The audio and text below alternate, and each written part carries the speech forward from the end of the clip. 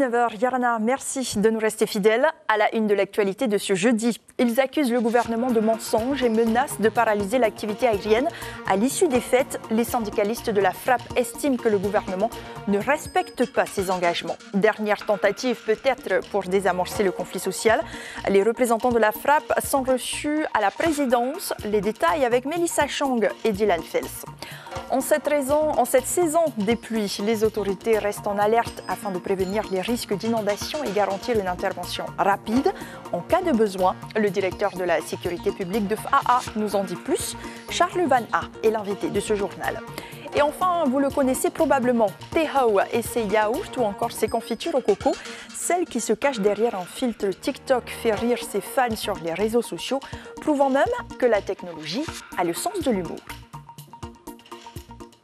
Le gouvernement aurait-il failli à ses engagements? La FRAP l'assure. Alors que cela n'apparaît pas sur le protocole d'accord de fin de conflit, le pays se serait engagé à augmenter le salaire des catégories D de 20 000 francs. 5 000 seulement ont été actés lundi. Pas soutenue par les autres centrales syndicales, la Fédération des agents de l'administration de Polynésie menace tout de même de repartir en grève. Mélissa Chang et Dylan Fels. Comme un air de déjà-vu, la FRAP pourrait encore taper du poing.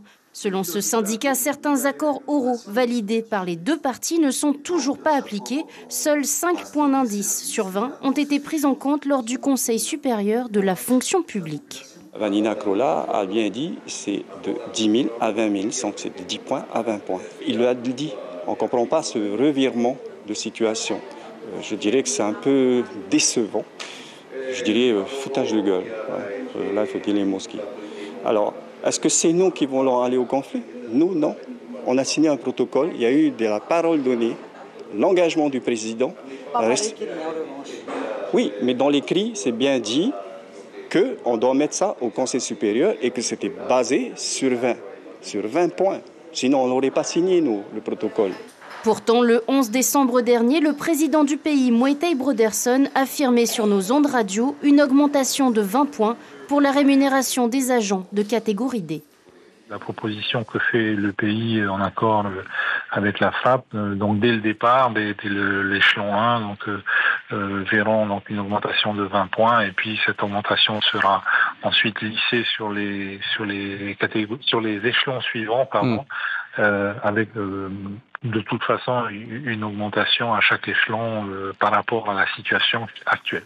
La Polynésie compte 1500 fonctionnaires de catégorie D, des laissés pour compte, selon Toreta Taputu. Il y a ces agents-là qui viennent nous voir quand on aura notre formation tous les fins du mois. Alors, ils nous disent que c'est dur pour eux, pour tenir la fête du mois, quoi. Arriver au milieu du mois et ils n'ont plus rien. Alors, et quand est-ce que vous allez bouger? Eh bien, c'est pour ça que nous, on bouge. Les fonctionnaires de catégorie D regroupent les personnels des services parcs et jardins, de la sécurité ou encore les agents d'entretien. Selon nos informations, ces agents perçoivent une rémunération d'à peine 2 700 francs de plus que le SMIC mensuel brut, insuffisant selon la FRAP. D'ici 24 heures, un conseil des ministres se tiendra. Si le protocole est adopté en l'état, le syndicat dit s'organiser pour engager un nouveau mouvement de grève. Et alors qu'elle avait indiqué qu'elle ne dépensera pas un franc de plus, Vanina Kraulas, la ministre de la fonction publique, privilégie aujourd'hui le dialogue. Elle reçoit les syndicalistes à la présidence. Nous rejoignons Mélissa Chang et Dylan Fels. Mélissa, avez-vous des informations supplémentaires sur cette rencontre ? Oui, bonsoir Ayata. Alors pour l'heure, il est 19h. Vanina Kraulas, la ministre de la fonction publique, avait convié les syndicalistes de la FRAP. Pourtant, ils ne sont toujours pas venus à la présidence. Je vous rappelle, donc le point d'achoppement reste celui des points d'indice. 20 ont été accordés oralement le 12 décembre dernier, mais seuls 5 points d'indice figurent dans le dernier protocole. Ce matin, la FRAP nous annonçait ne pas engager de grève avant le 31 décembre pour respecter les fêtes familiales et les fêtes de fin d'année. Pour l'heure, nous ne savons pas encore ce qu'il en ressortira de cette rencontre. Nous attendons donc que les syndicats viennent à la présidence rencontrer à la fois Vanina Kraulas, mais aussi le président du pays, Moetai Broderson. Nous vous tiendrons informés dès demain de l'avancement de ce sujet. Merci beaucoup, Mélissa Chang et Dylan Fels, pour ce point en direct depuis la présidence. Je rappelle que la précédente grève de la FRAP avait duré 5 jours. Un conflit qui avait totalement paralysé le transport aérien et bloqué des milliers de passagers. Comment réagir face à l'urgence vitale? Pour répondre à cette question, l'association Rotaract Tahiti offre une formation aux gestes de premier secours à des personnes issues de milieux défavorisés. Elles sont jeunes, âgées de 8 à 13 ans. Objectif, leur donner les clés pour sauver des vies. Après cette semaine de formation, une centaine d'élèves devraient disposer des compétences vitales. Tristan Lambert est interrogé par Dylan Fels. Les gestes de secours sont les mêmes, ils sont les mêmes pour tout le monde, mais avec les enfants, on va avoir une approche un peu plus pédagogique, on va essayer de leur donner des éléments simples pour qu'ils puissent savoir faire les gestes. En général, on va commencer déjà par reconnaître une situation d'accident et identifier un danger. Et s'il y a un danger, que l'enfant puisse faire appel à un adulte, surtout ne pas toucher l'objet dangereux ou la situation dangereuse, et faire appel à un adulte pour pouvoir venir sécuriser la scène. Elle refait surface à chaque fin d'année. Cette angoisse de voir sa maison inondée en cette période propice. Les communes sont en alerte car le risque est bien présent. Pour être prêts à affronter la saison des pluies, les plans communaux de sauvegarde sont en place. Exemple à Papara avec Nicolas Suire et Mirko Bonfo. C'est la première maison à être évacuée en cas de crue. Elle n'est pas la dernière de la vallée, mais elle est dans l'axe du courant. Et lorsque la pluie est très forte, Rosina et ses 8 enfants et petits-enfants ont très peur. Les cailloux, ça déborde, après ça vient par-dessus la route. On ne peut pas vraiment sortir, on est obligé d'appeler les pompiers parce que sur la route, c'est comme s'il y a une rivière aussi sur la route. Quand l'eau monte et que le courant est fort, les berges peuvent être très érodées. Des arbres sont emportés et même des dalles en béton. On se tient là où il n'y avait plus de route et ils ont fait un curage ici. Et c'est pour ça qu'on voit un peu les gros cailloux qu'ils ont mis aux côtés. C'est pour protéger aussi les familles qui sont plus bas. Voilà. Les pompiers profitent de leur passage avant les intempéries pour rappeler aux riverains de ne rien entasser sur les berges. L'hélicoptère de l'armée avertit régulièrement que des arbres sont abattus. Qu'à cet endroit-là, il y a des arbres qui sont tombés. Est-ce que c'est possible que la commune ou une structure privée intervienne pour sortir en fait ces arbres-là de l'eau, pour éviter qu'en période de pluie, quand l'eau commence à monter, ces troncs d'arbres sont embarqués par l'eau, ils arrivent à un endroit et bouchent après. La municipalité de Papara peut compter sur les salles paroissiales de l'église protestante pour accueillir les sinistrés. Elle dispose de matelas, de vaisselle et de fours. Pour l'heure, le plan communal de sauvegarde n'est pas activé, même si les équipes de secours sont en alerte. Et comment se protéger? C'est une question que nous allons poser tout de suite à notre invité Charles Van Ayarana. Merci d'être sur la première ce soir.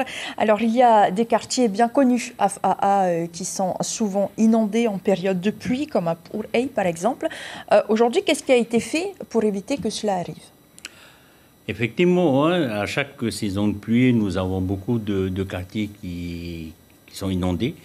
Mais depuis 2017, à la suite de la grande pluie qu'il y a eu, les décisions ont été prises. Et juste après le mois d'août, les services de la mairie commencent à faire des grands nettoyages dans les caniveaux, dans les rivières, même si ce n'est pas une compétence de la commune, essayer de faire le maximum. Actuellement, on a rencontré aussi des gens avec les arbres, qui ont des arbres qui penchent chez le voisin, de faire abattre, qui penchent sur la route, d'abattre ces arbres-là afin qu'il n'y ait pas d'accident, ou bien que ces arbres ne tombent pas dans les caniveaux et viennent boucher après les évacuations. Et justement, sur les abattages d'arbres, est-ce que la commune peut aussi soutenir les administrés qui n'ont pas les moyens de faire abattre ces arbres? Oui, on rencontre les propriétaires, s'ils n'ont pas de moyens, on essaie de faire. On se cale sur le PCS, le plan communal de sauvegarde, pour pouvoir les aider à retirer ces arbres. Vous avez évoqué les inondations qui ont eu lieu en 2017. Elles ont d'ailleurs été dramatiques. Est-ce que depuis, vous avez constaté un changement chez vos administrés? Oui, il y a eu un changement, mais bon, on n'est pas à 100%. Il y a toujours les mêmes qui prennent les caniveaux pour des poubelles. Il faut tout à la... Et quand on voit, quand ça arrive sur la route, tu vois, il y a des fours, des frigidaires qui naviguent, quoi. Hein. C'est ça qui est triste. On sait d'où viennent les problèmes et on continue encore les mauvaises habitudes. Hein. Mais bon, on essaie de faire au maximum, la mairie essaie de faire au maximum à chaque fois quand on entre dans les périodes de crise.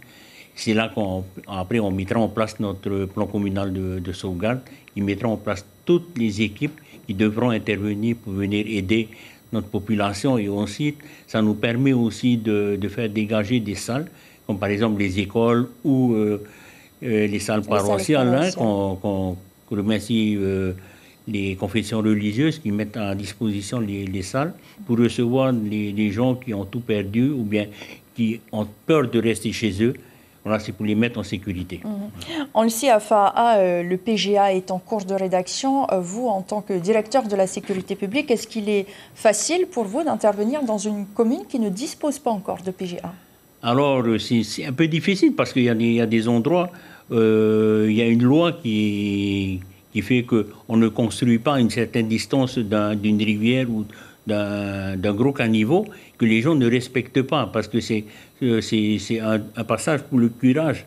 Et si on construit des deux côtés jusqu'à la limite de la rivière, on ne pourra jamais venir entretenir ces évacuations-là qui fait que quand ça arrivera, les premiers à être victimes de ça, ce sont ceux qui habitent là. Quoi. Donc vous appelez chacun à leur responsabilité. Oui, voilà, on appelle les gens aussi à leur responsabilité. Il ne faut pas qu'ils fassent comme ils veulent. Et après, ils reprochent aux autres de ne pas les avoir, ne pas pouvoir intervenir, les aider dans ces problèmes-là. Alors pour terminer, Charles Van A, la commune de FAA compte 26 pompiers titulaires. Est-ce que cela est suffisant pour la commune la plus peuplée de Polynésie? Alors, il faut savoir qu'on n'est que des professionnels ici à FAA. Là, on vient de recruter. On peut dire que c'est suffisant et ce n'est pas aussi suffisant. Ça dépendra de la période. Hein. Mais on sait qu'on peut compter sur notre effectif. Dès qu'on a un problème, il y a ceux qui sont de repos qui viennent donner la main pour aider ceux qui travaillent. Et avec ça, on tourne très bien. Quoi. Et là-dessus, on a encore cette générosité, hein, de notre peuple, même les habitants qui donnent un coup de main là-dessus pour aider pas simplement les pompiers, la police, même les services de la commune. Et la population est encore à ce stade-là. Hein. Solidarité. Donc, merci beaucoup, Charles Van A, d'avoir répondu à nos questions ce soir. Et ce triste fait divers aussi qui marque l'actualité. Un homme est décédé le 25 décembre aux alentours de 20h dans un quartier de Pamatei. Selon les forces de l'ordre, une surdose d'alcool du Como aurait causé sa mort. Il s'agit du deuxième drame recensé le jour de Noël après la noyade d'un jeune homme à Lafayette. Et hier après-midi, à FAA, toujours, un homme de 49 ans a été victime d'un grave accident de la route alors qu'il circulait dans le sens Pun-Awiapap était sur la RT1. Il aurait tenté de doubler des voitures par la droite avant de perdre le contrôle de son scooter et de percuter une borne kilométrique dans le coma. Il est actuellement dans le coma et hospitalisé au CHPF de Taouni. Escalar Eyatia pour découvrir une technique agricole peu connue, le mûrissement accéléré des fruits. Pour la connaître et surtout la maîtriser, les agents de la coopérative de Eyatia sont allés se former sur l'île de la Réunion. La pratique est pour l'heure à l'essai sur l'île sacrée. Le reportage est signé Thomas Territé pour voir sur des images d'Ambroise Colombani. À leur arrivée, les bananes encore vertes sont bichonnées. Les régimes sont posés sur le matelas, c'est dire la somme d'attention dont ils ont besoin. Il faut bien le dire, les planteurs ont la patate, ces fruits climactériques, c'est-à-dire qu'ils mûrissent naturellement, même après récolte, vont subir un certain nombre de conditionnements. Les bananes passent de main en main avant d'être placées en milieu techniquement élaboré. Elles vont être mises dans une chambre froide pendant une durée de 5 à 6 jours. Il y a une température de 18 degrés. C'est la température optimum pour le mûrissement de la banane. À l'état naturel, les bananes accrochées à l'arbre ne mûrissent pas de manière uniforme. Et cela n'arrange pas les affaires des cantinières de l'île. C'est là que l'intervention humaine peut faire des miracles. Il est question de molécules, c'est la suite de l'opération. Nous allons, 24 heures après, lâcher une molécule qui est d'origine végétale qu'on appelle de l'éthylène. Cette éthylène-là va être diffusée pendant 4 minutes à l'intérieur de la chambre froide. Elle va servir de catalyseur pour les bananes. Le processus de maturation est bien engagé. Pendant 5 jours, le fruit préféré des Iliens passe d'un statut à l'autre. Il prend des couleurs et tout ce qui fait son charme tropical. La texture de la peau verte va jaunir et ensuite les bananes vont libérer de l'amidon. C'est ce qui va ensuite libérer toutes les molécules qui va donner cette saveur sucrée à la banane. En fin de course, évidemment, tout le monde a la banane. La commune compte en servir à la table des scolaires 3 fois par semaine. Il en faudrait 1300 de façon hebdomadaire. Après mûrissement, le programme devrait être étendu à toutes les îles sous le vent. Enfin, un peu de rire avant de nous quitter. Vous avez probablement entendu parler de lui, tellement son image a fait le tour des réseaux sociaux. Tehao, l'employé d'une entreprise de Mataya, un personnage fictif créé de toutes pièces pour vendre des produits de l'entreprise avec une pointe d'humour. Raihay Nadjarian et Patrick Sing Sing l'ont rencontré, regardez. Est-ce que tu peux te présenter, s'il te plaît? Je m'appelle Tehao et...